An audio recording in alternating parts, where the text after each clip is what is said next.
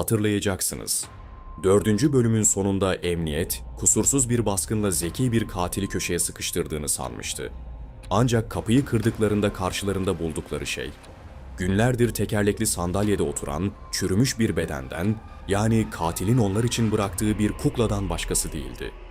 Bu noktadan sonra soruşturma adeta duvara çarptı. Katil sadece kurbanlarıyla değil, koskoca adalet sistemiyle de satranç oynuyordu.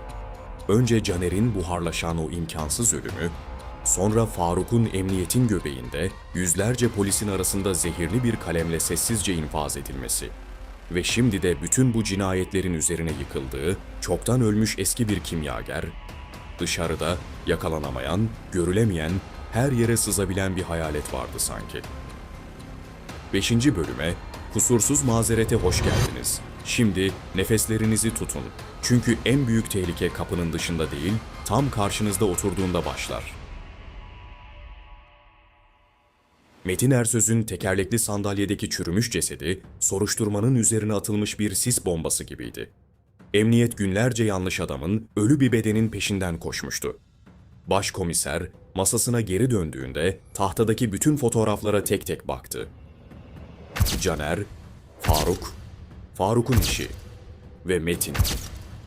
Ortada bir satranç tahtası vardı ve katil, kurbanlarını kendi piyonu gibi kullanıyordu. Peki ama şah kimdi? Kimin elinde bu kadar imkan, bu kadar zeka ve hepsinden önemlisi, bu kadar kusursuz bir zamanlama olabilirdi? Başkomiser, tahtadaki fotoğraflardan sadece birinin hayatta kaldığını fark etti. Selin. Selin ilk şüpheliydi ama olay gecesi kameraya yansıyan görüntüleri ve sevgilisinin verdiği ifade onu tamamen aklamıştı. Başkomiserin aklına eski bir polis kuralı geldi. Eğer bir mazeret, bir cinayet romanından fırlamış gibi fazla kusursuzsa, o mazeretin kendisi cinayetin bir parçasıdır.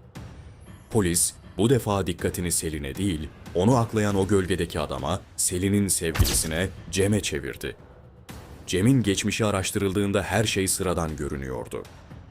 Bir bilişim şirketinde yazılım uzmanıydı. Sabıkası yoktu, borcu yoktu, silik, sessiz, kendi halinde bir adamdı. Ancak siber suçlar, Metin Ersöz'ün, yani ölü kimyagerin, o terk edilmiş fabrikasının kirasının kripto parayla ödendiğini tespit ettiğinde ilginç bir detaya ulaştılar. Paranın transfer edildiği sunucuların altyapısı, Cem'in çalıştığı bilişim şirketine aitti. Bu sadece bir tesadüf olabilir miydi? İstanbul gibi bir şehirde yolların kesişmesi normal miydi, yoksa ilmek ilmek örülen ağın merkezi Cem miydi? Bu sırada Selin, her şeyden habersiz, can güvenliği için Cem'in evinde kalıyordu. Yaşananlar onu psikolojik olarak bitirmişti. O akşam Cem ona sıcak bir çay hazırlarken Selin kanepede Cem'in açık unuttuğu dizüstü bilgisayarına kaydırdı gözlerini. Ekranda bir ses düzenleme programı açıktı. Ekranda dalgalanan ses frekansları bir kadının ağlamaklı sesine aitti. Selin dikkatlice dinlemek için kulaklığı taktı fakat tam o sırada Cem'in eli omuzuna dokundu.